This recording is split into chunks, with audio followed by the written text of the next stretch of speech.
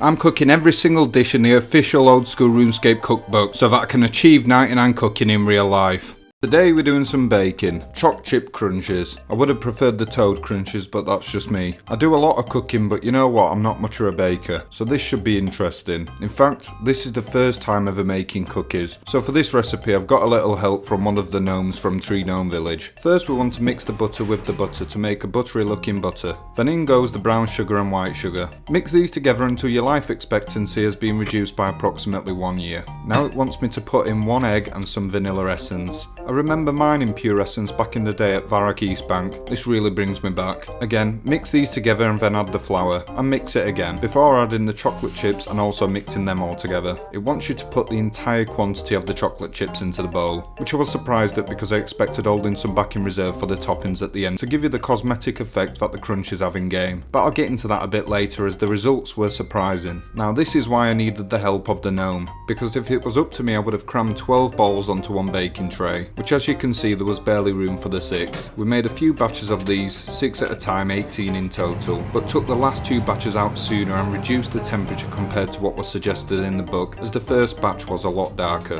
and although not burnt and still tasted nice, wasn't quite as aesthetically appealing as the final 2 batches. Every oven is different and ours must have had 99 fire making. We also took the creative liberty of adding a few chocolate chips on top of some of the cookies to see how they'd compare, and I personally think it looks a lot more like the in-game crunches this way. But the chocolate chips incorporated into the dough itself surprisingly kept the form, and you could taste and feel them as you bit down into the crunchy. For all you bakers out there, you'll probably think it's pretty obvious, but for a baking noob like myself, this was mind-blowing. I thought they'd all completely melt, but don't let looks deceive you. There was a high butter to flour ratio in this recipe, which meant that they ended up being really thin and less like a cookie you'd buy from the store, but the taste was absolutely to die for. The butter made it super crunchy and the whole thing melted in your mouth. It was a burst of dopamine. The looks were a 4, not great, not bad, but the taste was definitely a 9. I'm going to give it a 7 overall.